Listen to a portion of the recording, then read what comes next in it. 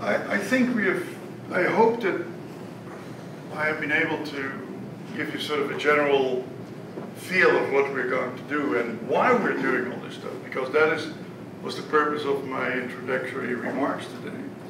Why is it that we're doing AIDC technologies, and this is why you're here this week. We will be making good decisions based on good data.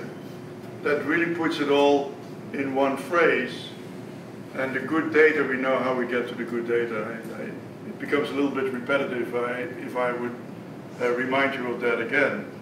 And by the way, there is no test at the end of this presentation, so I trust that you've had all this.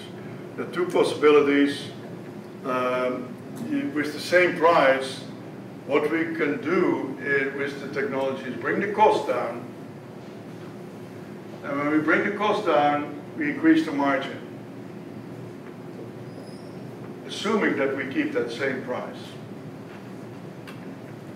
The other possibility is that as a result of bringing the cost down, and we keep the same margin, we bring the price down of a good.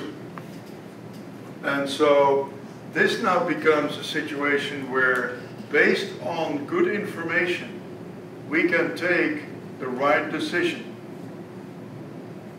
The decision is ours. That's not an automated process. That is a process whereby the human intervention says, this is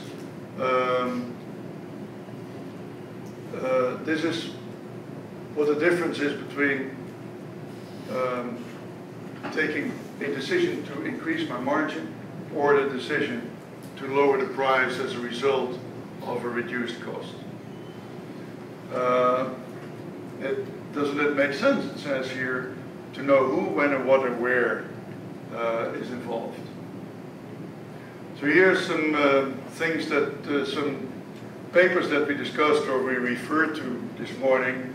David Porter-Prusak have written a book about working knowledge, which we recommend. And then, of course, there's Speed of Life, Business at the Speed of Thought by Bill Gates.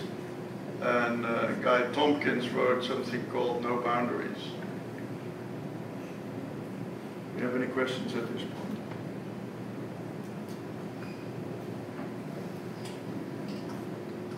Mr. Berge, question on data at retail point of sale. Today we have a single, barcodes carry basically a single identification. It gives you brand information. Where do you see the future of having additional data, being able to capture additional data at point of sale? What do you think will move the industry to that? Something that started probably 6-7 years ago was an effort in the RFID arena to create item level identification through RFID. Now that's a nice lofty goal. But what we have to remember is that if we're selling a bottle of water, and that bottle of water costs whatever it costs, but it's not very expensive. It depends on where you buy it. But the barcode is basically no real cost when we add the barcode to the label. Costs some real estate. Label designers will say, well, I could put some marketing messages on there and I lose that space to a barcode. What started, maybe it's 7-8 years ago, was that whole discussion about item level identification in a retail environment. Item level identification makes a lot of sense in some applications. In a medical environment, it does make sense in some high value goods like we see in, for example, military environment. The problem is cost justification if we do it at in sort of the retail environment. The goal at the time was to get to an RFID tag that would cost 5 cents. We're not quite there yet. But even at 5 cents, that would be a relatively significant addition to the cost. And there are certain companies that are pushing it. Companies like Procter & Gamble and Gillette, and of course that's now one company, has been a major driving force because they wanted to know what was happening at the point of sale with their product. Not so much the fact that it was sold, but the fact that it was sold to whom. And it's all marketing. You know, Procter & Gamble is the prototypical marketing guru, the marketing company. Everything they do is around marketing and getting to that end user. What does the end user do? There's a lot of things you can do with barcode technology. With a simple UPC code, it becomes a little bit more complicated. You can do it, but what the vision that they had is that in that code, in that item level RFID tag, you could put on a lot more information than you can put in the 12 digit of the UPC code. And that would help you keep track of the item through the supply chain, but also up to the moment that it goes into your refrigerator. That goal is still there, I believe. It has not materialized at this point. We're getting closer, I think. They started working the first pilots with Walmart. Walmart was very much interested in that as well. So the two companies got together and they've been running pilots. It has cooled off a little bit. The goal of achieving that 5 cent or less than 5 cent RFID tag has still not quite been achieved. But as I said, even at 5 cents, it's still quite expensive, depending on the item. I mean, if you buy a box of Thai, which costs in the $20, I mean, 5 cents is less relevant than on a bottle of water. How about on the barcode side? Sorry? How about on the barcode side? Well, I didn't distinguish the thing. It was interesting you went to the RFID piece, but how about from barcodes technology using 1D or 2D type barcodes? Well, from a barcode technology point of view, and I relate this to my own supermarket chain, Kroger, here in Ohio. I have a loyalty card at Kroger. When I go shopping, they know exactly what I'm buying when. In fact, Kroger doesn't process that. There's a company called dunnhumby who processes all their data in Cincinnati. And so when I go for my next shopping trip, the computer says, last time you bought cat food, so you must have a cat. Have you considered buying cat litter? Right? So I get a discount coupon for cat litter. And that's all based on barcode. All right? So there is that processing power behind it. But the processing power behind it is based on the accurate data that are going into the system. They've taken it a step further. And now I get in the mail, I get coupons from Kroger specifically geared to the type of family that I have, which is my wife and I are of a certain age. We don't have babies at home anymore. And so giving us a coupon for baby food doesn't make much sense. Right? So I get cat litter, I get cat whatever, and I get more adult beverages or whatever. So you get the gist of it. Okay. All right. Any other questions? Yes, a follow-up.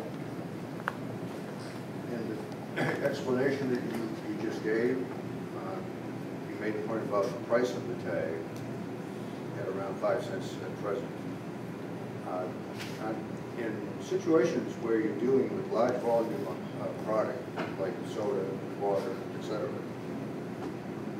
that volume would tend to bring price down.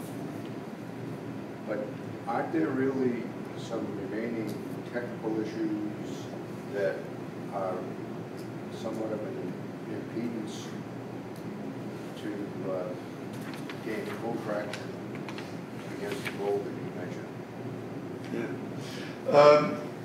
I personally believe that it makes a lot of sense to put an RFID tag on a case of 24 or something, or on the pallet, for the purpose of keeping track of that package throughout the supply chain, from the manufacturer, on the trailer, into the distribution center, out of the distribution center, onto the trailer, into the back door of the supermarket store. That, to me, makes a lot of sense. The item level this is my personal opinion, and it may not be shared by my colleagues, that it is a little bit of an, at the moment at least, a little bit of it's definitely for marketing purposes, and maybe less useful. Because let's not forget, it's not only the price of the tag. If I want to have keeping track of the movement of an individual item, I also need to equip every single checkout lane with an RFID scanning facility. And that again is a significant cost factor for all these operators. So the value of the item is important in that consideration. The value of the or the setup in the supply chain is an important element, and so those things do work together. It's not only the cost of the tag, but are there technological reasons why that price isn't lower? It's not just volume. There is just a baseline of technology that is involved.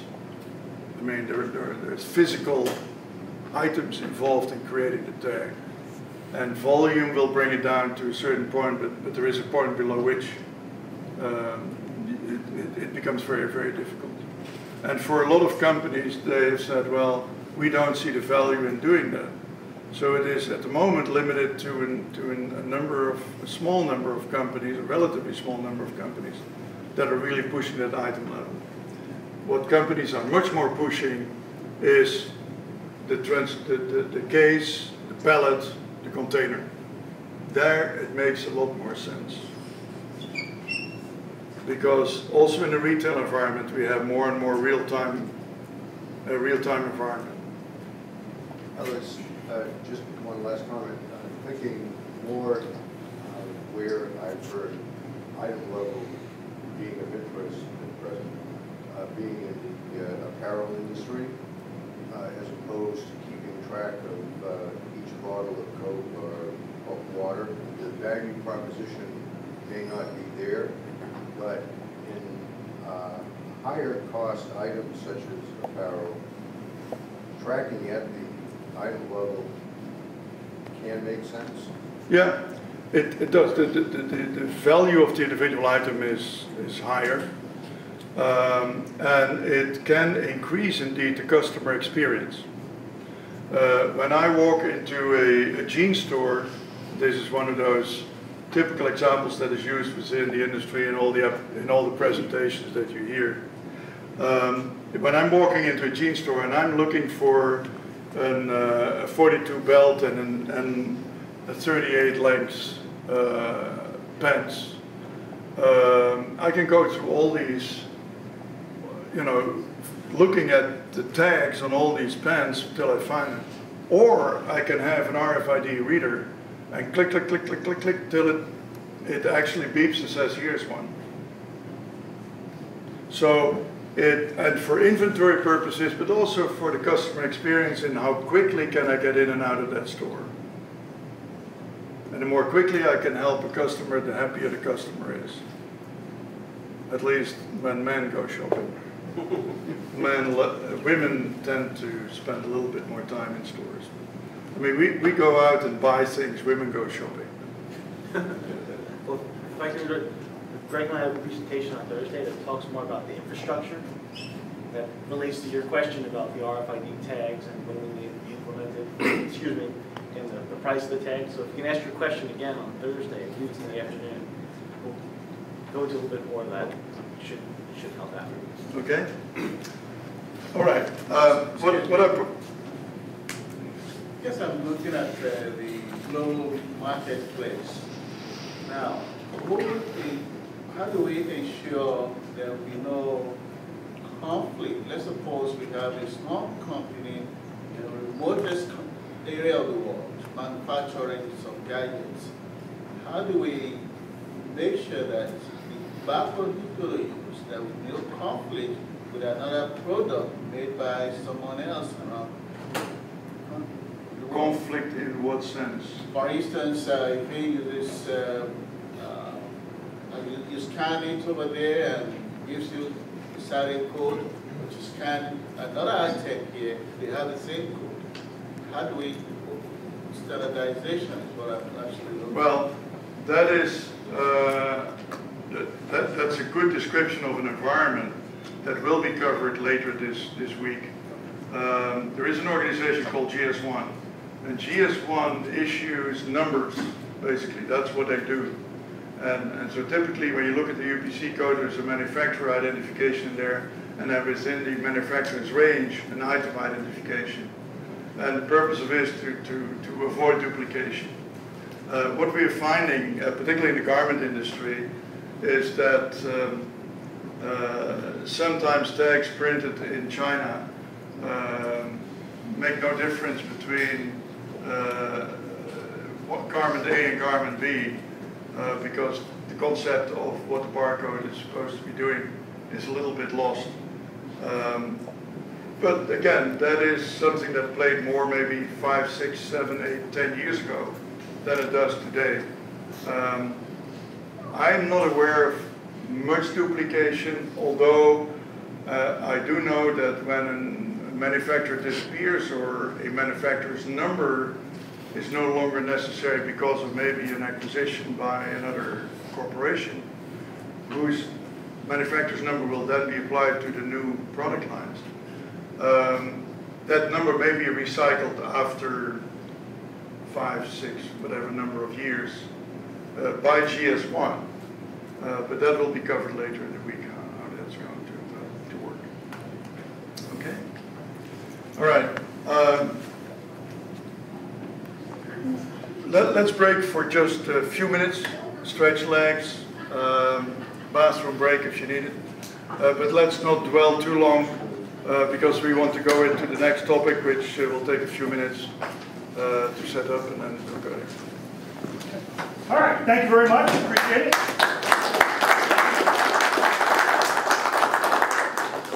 In your folders, there should be an evaluation sheet. We'd like you to fill that out. Leave them in a pile right here is fine. We are doing evaluations on all the speakers, okay? And yeah, I think it's 5 minutes or 5 minutes, 10 minutes. 10-minute break. So we've got something I forgot, and I apologize. We have notepads and pens. If you want to take notes, one of the things we decided on this year is you're getting all of the presentations in PDF format on a USB stick, so that we don't have to give you a 3-inch binder full of like 6 or 8 trees worth of paper. And so we did decide to provide notepads if you need one. And so Mike in the back corner has them if you want them. Grab one if you need it. We'll see you in 10 minutes. Yeah, but when you finalizing that USB stick? It has to go to the students Thursday. Okay, so you're